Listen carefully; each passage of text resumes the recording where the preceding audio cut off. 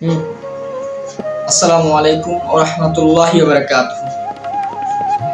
যারা আমার ফেসবুকে ভিডিও দেখতেছেন সবাইকে আন্তরিক মোবারকবাদ এবং ধন্যবাদ জানাচ্ছি। আমার এই পেজটা ফলো দিয়ে পাশে থাকবেন। সবার জন্য দোয়া রইল, ভালোবাসা রইল। আজকে আপনাদের মাঝে একটা ভিডিও নিয়ে আসছি।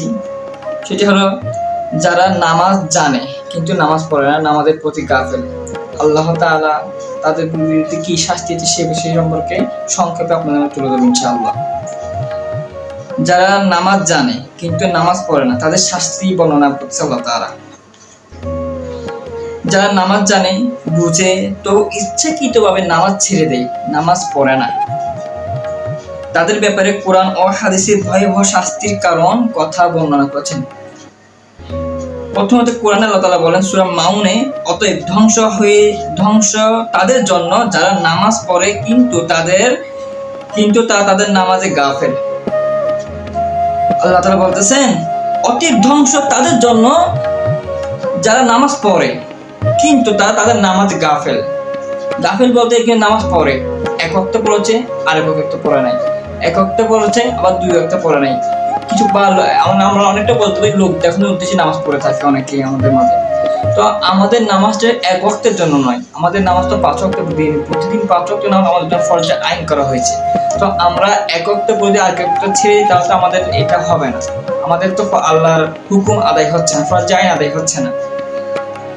সূরা মাউনে আল্লাহ তাআলা বলতেছেন যারা লোক দেখার জন্য নামাজ পড়ে এবং জাহান্নামে লোকদের জিজ্ঞেস করা হবে তোমাদের কি কারণে জাহান্নামে এনেছে, তখন তারা বলবে আমরা নামাজ আদায় করতাম না, আমরা সময় থাকতে নামাজ আদায় করতাম না, আমরা যখন আযান দিত আমরা হাসি ঠাট্টায় মশগুল ছিলাম, আমরা অমুক আসরে বসেছিলাম কিন্তু আমরা নামাজ আদায় করিনি বিধায় আজকে আমাদেরকে জাহান্নামের নিম্ন স্থানে আমাদেরকে ফেলে দেওয়া হয়েছে। নাউযুবিল্লাহ।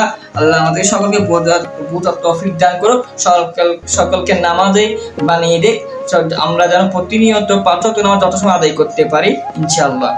আল্লাহ এবং হাদিসে বলতেছেন, রাসূল সাল্লাল্লাহু আলাইহি ওয়াসাল্লাম বলেছেন আমাদের তাদের অবিশ্বাসীদের মাঝে পার্থক্য হলো নামাজ।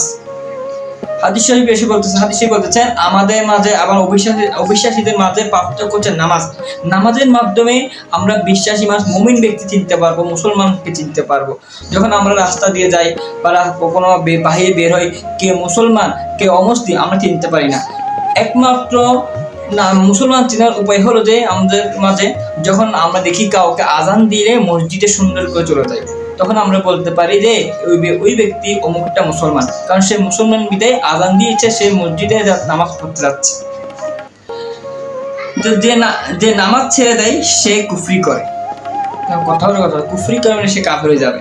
যে নামাজ ছেড়ে সে কুফরি করে দেয়। তিরমিজি শরীফ হাদিস 2621 নম্বর হাদিসে বলেছেন যে নামাজ ছেড়ে দেয় সে স্বয়ং কুফরি করে। রাসূল সাল্লাল্লাহু আলাইহি ওয়াসাল্লাম আরো বলেন ইচ্ছাকৃতভাবে নামাজ ছেড়ে দেওয়া ব্যক্তির সাথে ইসলামের কোনো সম্পর্ক নেই। সহিহ মুসলিম শরীফের 20 নম্বর হাদিস। কত ভয়াবহ হাদিস দুইটা বলেছেন নবী সাল্লাল্লাহু।